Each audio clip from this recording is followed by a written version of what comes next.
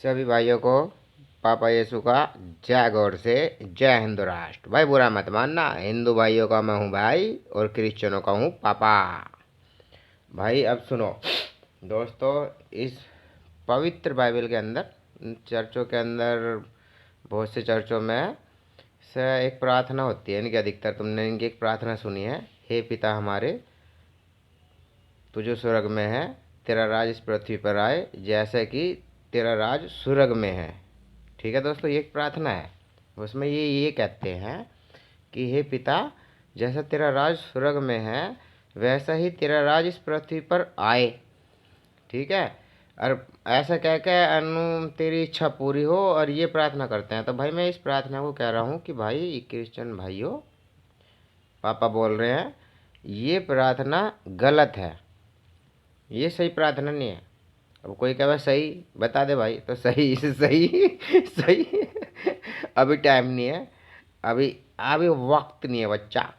पर देखो ये गलत, ये प्रार्थना गलत है। ये सुनो दोस्तों, भाई जब ईश्वर ने ये धरती आकाश और ये सब कुछ बनाया था, सृष्टि की रचना कर रहा था वो, तो उसने एक आदम का बाग बनाया था।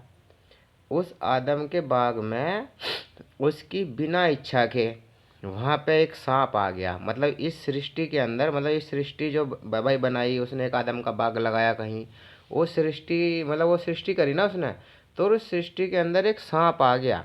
ठीक है, और वो सांप, कहने का मतलब ये है, वो सांप मैं अब ये समझाना चाहता हूँ दोस्तों, वो जो बाइबल का ईश्वर है, मतलब जिसको ये चर्च वाले ईश्वर ईश्वर मान रहे हैं, ये वो ईश्वर नहीं है जिसने वो सांप बनाया था। वो सांप किसी और ईश्वर ने बनाया था। भाई देख, साफ बात कह रहा हूँ।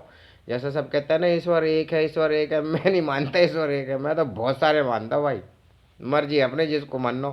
ठीक है भाइयों, मतलब सुनो, इस मतलब कहने वाला ईश्वर, चलो भाई सर्वशक्तिमान ईश्वर एक ही होगा, पर कहना ये समझो कि यार ये जो बाइबल ज्ञान दे रही है, ये सच्चे ईश्वर के बारे में ज्ञान नहीं दे रही। सच्चा ईश्वर पता कौन था? जिसने वो सांप बनाया था, जिसने इंसान को बुद्धि दी थी। बुद्धि का फल जब भी तो खाया था, नहीं तो हम तो भाई बुद्धि का फल खाते ही नहीं। तो हम तो भेड़ बकरी की तरह नंगे घूमते, जैसा बाइबल हमें, जैसा यीशु हमें जैसे वो हमें भेड़ मानता है और वो हमारा गडरिया है, तो मतलब उसे तो हमें जानवर की तरह ही चाहिए, बिल्कुल एकदम सेम टू सेम।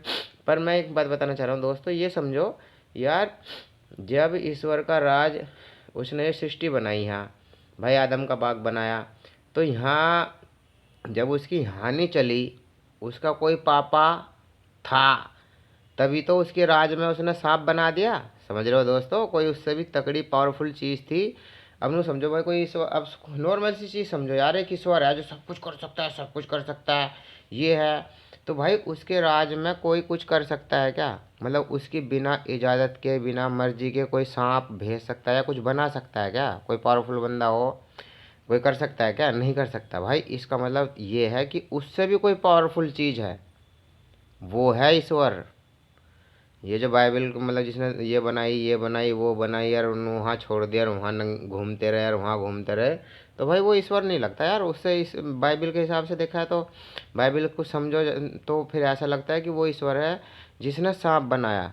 अरे मैं अब एक बात बोल रहा हूँ, जब इस धरती पे ईश्वर की नहीं चली, वो आदम का बाग धरती पे ही तो बनाया था कहीं। ठीक है ना भाई, भाई कहीं और नहीं बनाया था, वो इस धरती पे बनाया था। पड़े अब दिखता ना हो या मिलता ना हो भाई, अदृश्य हो गया हो, ठीक है, वही जादू तो ना कर दिया होगा मेरा यीशु ने, इनकी फौज ने कर दिया होगा कुछ ना कुछ। तो फिर भाई, तो ऐसा फिर बताओ, जब उसकी वहीं नहीं चली, तो जो स्वर्ग में है, स्वर्ग बनाया उसने भाई, पहले पृथ्वी बनाई, फिर ये बनाया, फिर कुछ स्वर्ग बनाया, मतलब ऐसा सिस्टम।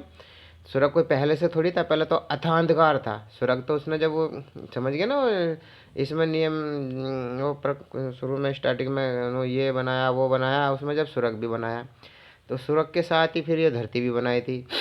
समझ गए ना? तो जब इसमें ही नहीं चली, इसमें ही कोई पावरफुल बंदा आके बीच में घुस गया, तो स्वर्ग में क्या गारंटी है कि ईश्वर ही बैठा है? उसकी गांड पे लात ना पड़ी है, वो बाहर ना आ गया हो, उससे वो कहेंगे देंगे ना भटक रहा हो यहाँ चर्चों में ही। देख भाई, मुझे तो ऐसे ही लगता है कि उसकी वहाँ भी पावर नहीं है। जो स्वर्ग बनाया था ना उसने, वो स्वर्ग में नहीं है इस टाइम। तुम ये प्रार्थना गलत पढ़ते हो। समझ रहे हो ना क्या करो दोस्तों? जब भी तुम ये सब इतने, मतलब तुम कहते हो ना कि भाई गलत क्या हो रहा है यार, भाई इतने क्रिश्चियन लोग इतनी प्रार्थना चर्च में 24 घंटे लगे रहते हैं करने, यार जब भी दुनिया नहीं सुधर रही। तो भाई दुनिया इसलिए नहीं सुधर रही क्योंकि तुम गलत प्रार्थना पढ़ रहे हो। तुम कहते हो प्रार्थना में, हे पिता हमारे जो स्वर्ग में है वो तेरी, हमारी वो कर, हमारी ये कर, हमारी वो कर। अबे भाइयों वो स्वर्ग में नहीं है, वो बाइबिल का, या तो उसे नु कहो, हे बुद्धि देने वाले ईश्वर, हे सच्चे ईश्वर, हे राजाओं के राजा। समझ गए ना, हमें बुद्धि देने वाले ईश्वर हमारी प्रार्थना सुन और इस धरती पर हमें सब कुछ दे जो हमें चाहिए। तो ऐसा लगे कि भाई ये प्रार्थना सही कर रहे हैं, और वो प्रार्थना सही जगह जागी, क्योंकि वो उस जगह जागी जो इस बाइबल के ईश्वर से भी तकड़ा ईश्वर है। समझ गए ना, इससे भी पावरफुल आदमी इस धरती पे है भाई। कोई भी भाई, मैं तो इसी चीज़ को समझता हूँ। भाई कोई छोटा आदमी है भाई, बड़े आदमी के पास जाके अपनी का काम पूरे करवाओगा। भाई कोई, भाई हम नॉर्मल सी बात है भाई, देख अब ज़्यादा महात्मा वो तो हूँ नहीं मैं। तो भाई अब मुझे कोई किसी से कुछ काम पड़ेगा, तो मैं अपने से बड़े आदमी की तरह जम्मा, अब वो मना करेगा, वो अपने से बड़े आदमी की तरह भेजेगा। है नहीं भाई, ऐसी तो कोई काम निकलते होंगे। तो भाई मैं यही कह रहा हूँ, यो जो बाइबल का ईश्वर है ना, ये शांति यो नहीं फैला सकता दोस्त।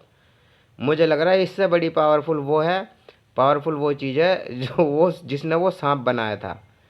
ठीक है दोस्तों, चलो भाइयों, जय गौड़ से जय हिंद राष्ट्र।